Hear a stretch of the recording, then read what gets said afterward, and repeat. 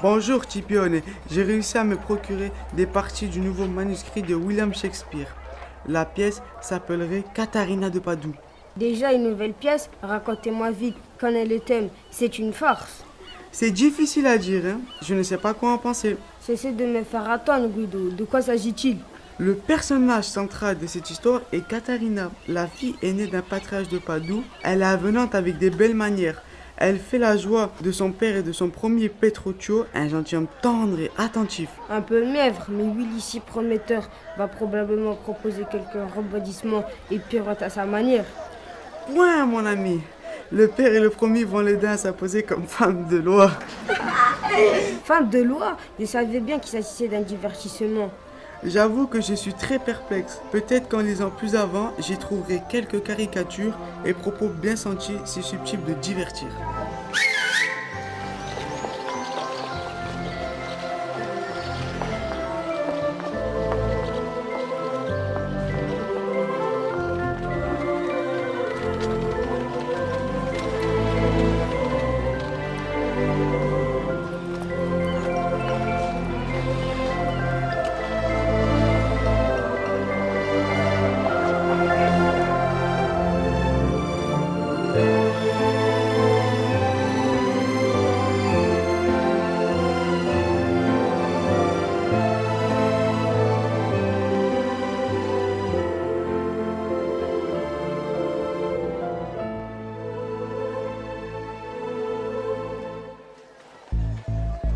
Et où sommes-nous? Dans le palais du père de Lady Emilia. Regardez, regardez, c'est Lizzie sa servante. Wow, un peu plus, elle me renversait. N'importe quoi. Dois-je te rappeler qu'elle ne peut pas nous voir? Nous sommes les visiteurs intemporels et à ce titre, nous pouvons nous promener dans toutes les époques. Nous ne pouvons ni interagir avec les humains, ni les conseiller, ni les réprimander. Quel dommage, j'aurais adoré. Et tu aurais perturbé toute l'histoire, diable que tu es. Tu l'as lu toi l'histoire? Moi non. Alors, distribution de l'œuvre dans la version de Shakespeare et nous en ferons la lecture.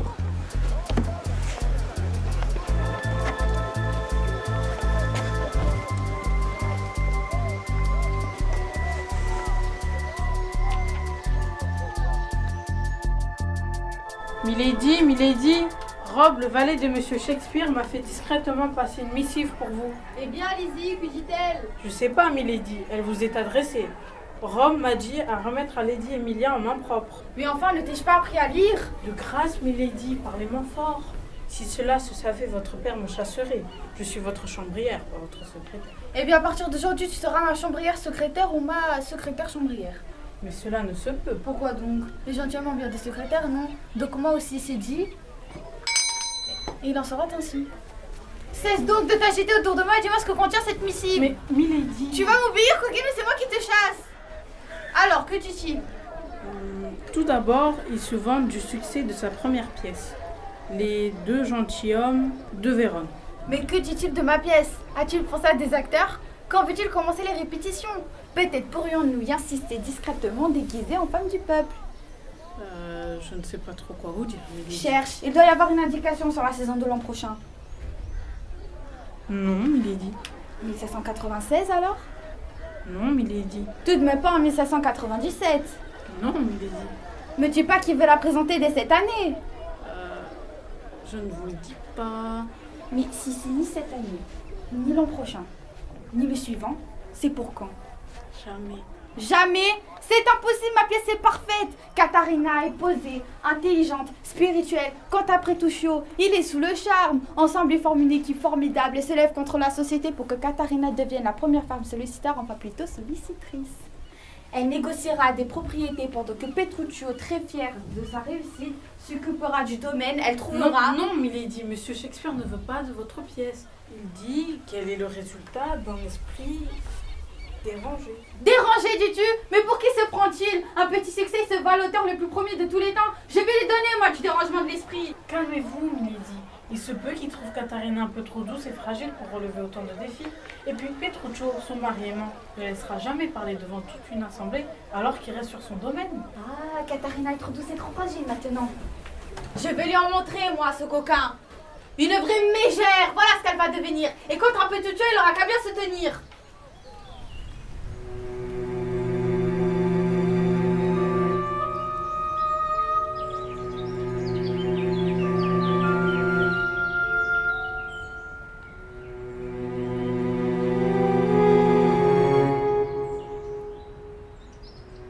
Bien, tout le monde est là? Ben non, il manque bleu. Je suis là. Alors, que se passe-t-il chez les humains? Lady Emilia est en mauvaise posture. Shakespeare a tout changé. Quoi? Il a fait de Katharina une victime et de Petruccio un tyran. Bien, commençons la lecture.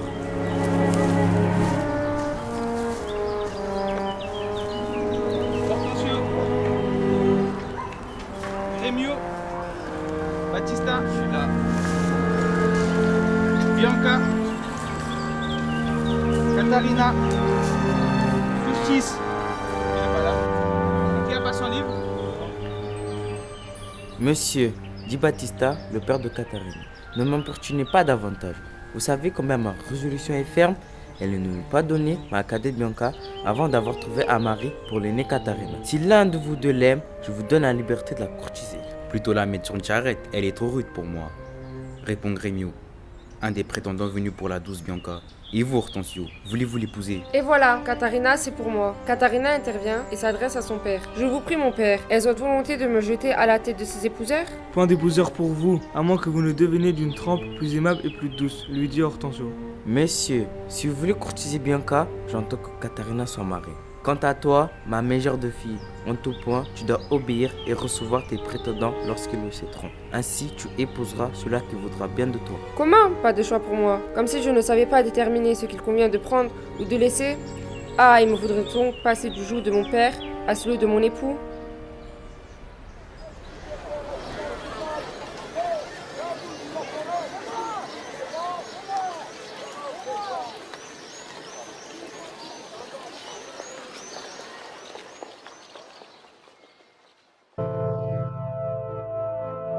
Alors, monsieur Shakespeare, Katharina est trop douce et trop fragile pour devenir sollicitrice? Encore à votre plume, milady.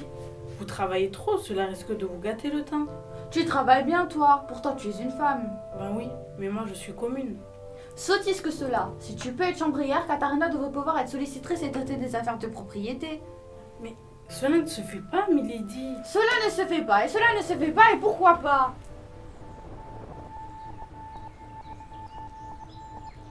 Bon alors, on en est où à la lecture là? On est né à Battista.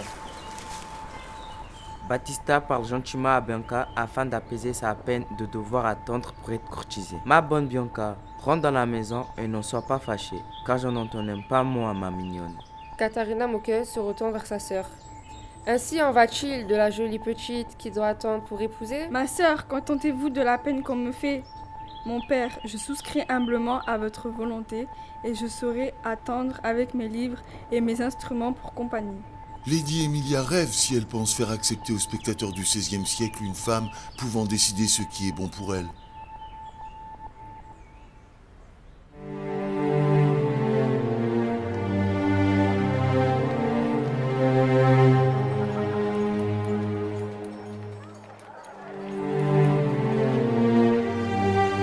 Une femme qui comprendrait quelque chose à la loi et aux affaires, a-t-on jamais vu ça?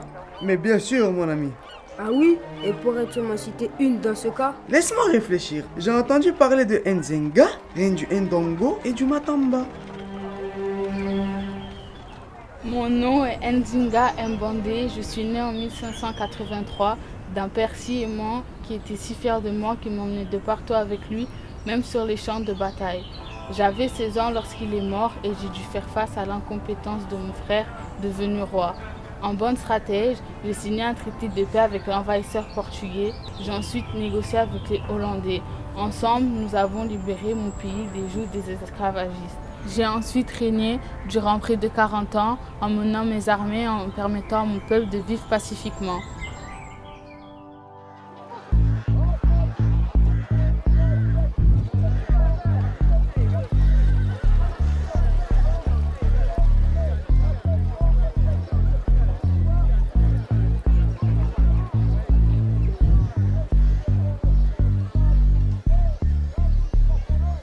Petruccio a rencontré Catarina et lui fait savoir qu'il sera son mari. Allons, allons, ma guêpe. Par ma foi, vous êtes trop en colère. Si je tiens de la guêpe, défiez-vous donc de mon aiguillon. J'y sais un remède, c'est de l'arracher. Je suis le mari qu'il vous faut, car je suis l'homme né exprès pour vous apprivoiser et vous convertir de cateau sauvage en cateau douce et aimable.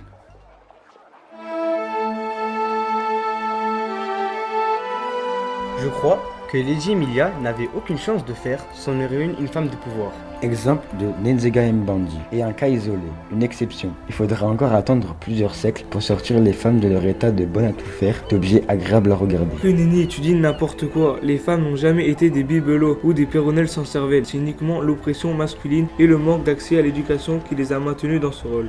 De tout temps, des femmes se sont démarquées avant, pendant et après que Shakespeare ait mis en scène sa Catarina.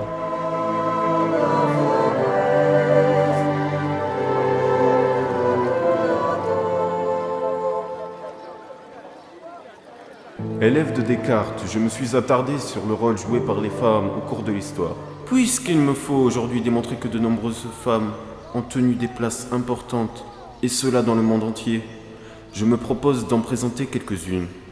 Environ 350 ans avant Jésus-Christ, je nommerai Agnodice d'Athènes, la première femme gynécologue de l'histoire, qui après des années d'exercice illégal de la médecine, sera sauvée par ses patients en colère.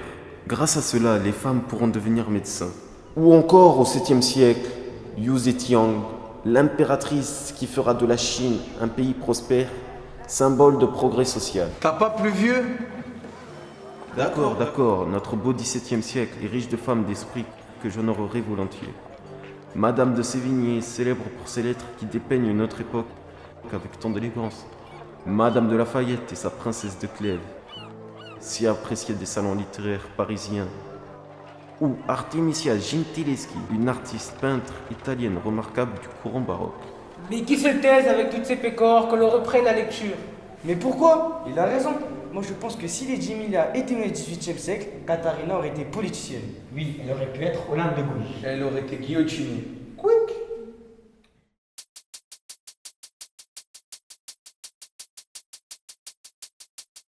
Nous sommes le 2 novembre 1793 et demain, moi, Olympe de Gouges, je serai guillotinée sur ordre de Robespierre.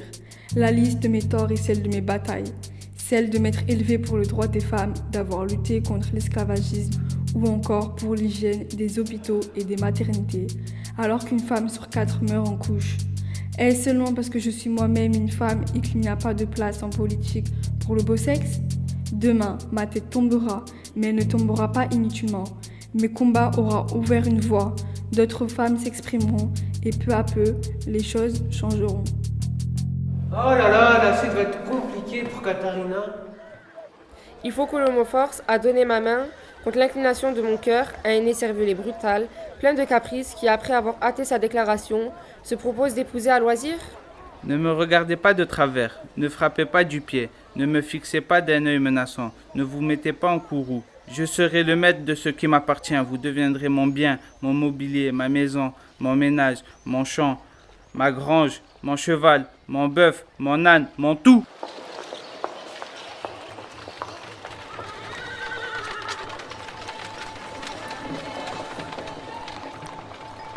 Catarina, affamée, implore son mari. « Je vous en conjure, cher époux, ne vous emportez pas ainsi. Le souper est bien, nous pourrions nous en contenter. » Petruccio, qui ne compte pas céder, répond. « Je vous dis, Cato, qu'il est brûlé et tout desséché. Dans ce cas, il est défendu d'en manger, parce que cela engendre de la bile et aigrit l'humeur. » Curtis, un valet s'adresse à notre valet. Dans la chambre de madame, notre maître tempête jure et crie de façon que la pauvre chère âme ne sait à quelle place se mettre et n'ose plus ni le regarder ni ouvrir la bouche. Petruccio prend le public à témoin. « Mon faucon est animé et fort affamé, mais je dois continuer à façonner mon faucon sauvage, à lui apprendre à revenir. La nuit dernière, elle n'a pas dormi. Elle ne dormira pas encore cette nuit. Et si elle vient à fermer les paupières, je crierai, je tempêterai et la tiendrai éveillée. C'est charité que de partager ce secret.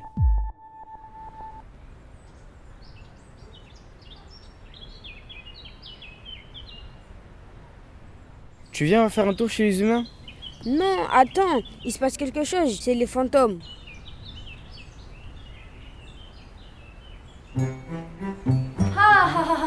Il avait raison, l'invisible. Tu es vraiment poussiéreux. Oh là là! Mais qui sont toutes ces femmes du 19e qui veulent en découdre? Moi, Sogner Trousse, j'ai eu 5 enfants de Thomas, un esclave comme moi qui m'a été imposé. Finalement émancipé, j'ai traîné en justice un homme blanc et j'ai gagné.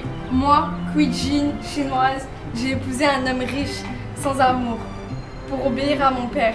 Je rêvais d'être poétesse, cela m'a donné la force de devenir révolutionnaire à la fin du 19e. Moi, Eugénie Niboyer, j'ai fondé en 1840 le journal des droits des femmes. Moi, Jeanne Desrois, j'ai rédigé en 1831 un plaidoyer contre la soumission des femmes et j'ai été candidate aux élections législatives en 1849.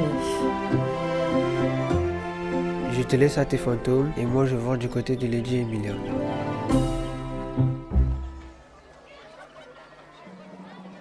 Lizzie, veux-tu bien fermer cette porte? Le bruit de la rue est insupportable. Bien, Mélodie. Alors, où en était-je? Pourquoi as-tu cette drôle de mine? Oh, Milady, si vous saviez. Mais dis-moi donc. Monsieur Shakespeare a repris votre texte, mais l'a tourné de toute autre manière. Pauvre Katharina. Pauvre Katharina. Mais qu'a-t-il donc fait, ce faquin? Pour plaire aux maris du peuple, tout autant qu'à ceux de la bonne compagnie, il a fait en sorte de dompter la pauvre Katharina. La dompter, dis-tu? Oh, Lizzie, ouvre-moi cette porte, je manque d'air.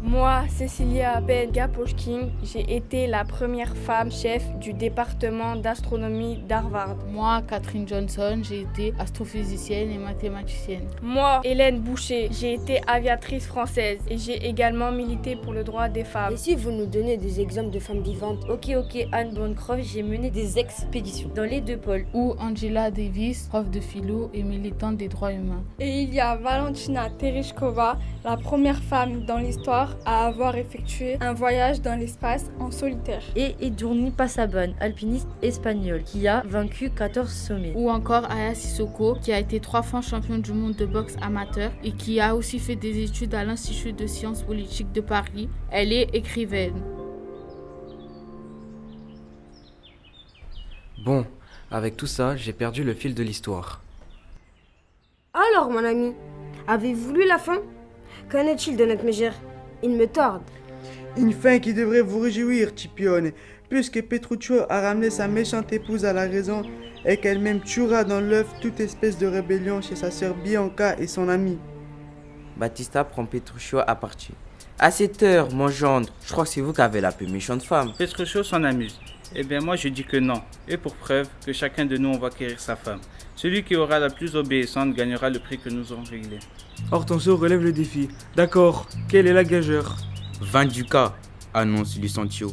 20 ducats? Je risquerai cela sur mon chien. Je risquerai 10 fois autant sur ma femme. Eh bien 100. Accepté.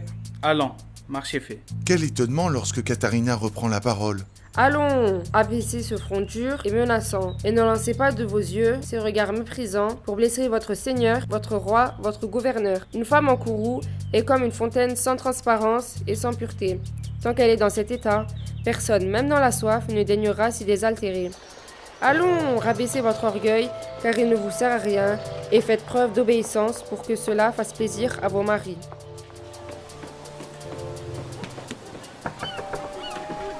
Dieu, mon ami, mais que s'est-il passé? Même si j'en suis fort aise, il est bien étonnant qu'elle se soit ainsi apprivoisée. Bien étonnant, en effet.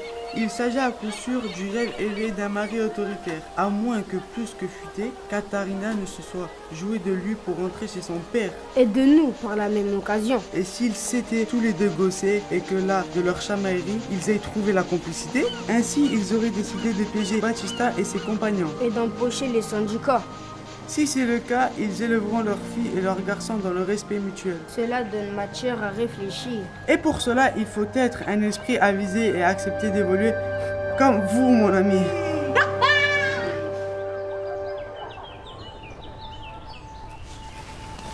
Superbe, on peut quitter cette histoire, c'est fini. On a tordu le cou au sexisme. Ce que tu peux être naïf, tu crois que quelques exemples et un happy end vont changer la mentalité des gens? Écoute plutôt.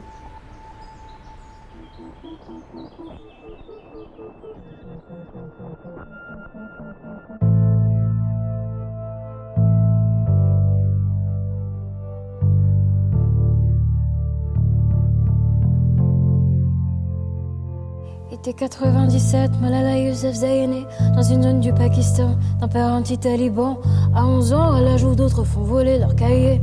Elle débute sa vie au destin singulier. Autour d'elle règne la peur, la haine et l'orage. Prise de liberté, elle se lance et partage les écoles incendiées. Nourrissent sa colère et puisque c'est ainsi rien ne la fera taire. 9 octobre 2012, sous un soleil de plomb, un bus à son bord, des filles et des garçons. Ils rentrent de l'école, comme tous les soirs, ça rit, ça parle, puis ils devront faire leur devoir. Le bus s'arrête, stop, bon puits de métal dans la tête, une balle dans le crâne, des balles dans le vent, balle pour enfants innocents. Elle survivra avec ce message qu'il voudrait effacer et qui résonne en nous comme une berceuse oubliée. En 2013 à l'ONU, te souviens-tu, c'était un 12 jours de juillet. Appelle le Malala Day, un jour pour toi, un jour pour moi, car c'est à vous que je le dois. Chaque garçon, à chaque fille, aux oubliés qui se battent d'en bas pour le droit de vivre en paix, le droit à l'égalité, le droit d'être debout, le droit à la dignité. À vous qui pensiez nous faire plier, nous sommes devant vous, vous avez échoué. Moi je suis la même Malala, mes ambitions sont les mêmes, mes espoirs sont les mêmes, mes rêves sont les mêmes.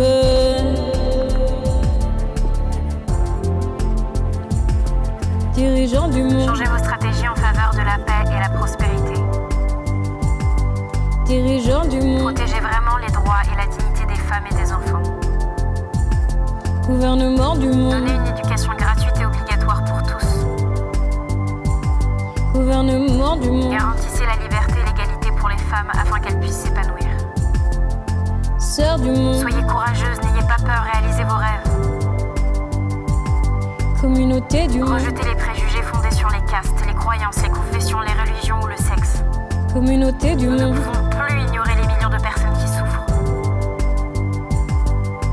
Tout le monde, nous ne devons pas oublier que nos sœurs et frères ont soif d'un avenir pacifique et lumineux. Tout le monde, laissez-nous mener une lutte globale contre l'analphabétisme, la pauvreté et le terrorisme.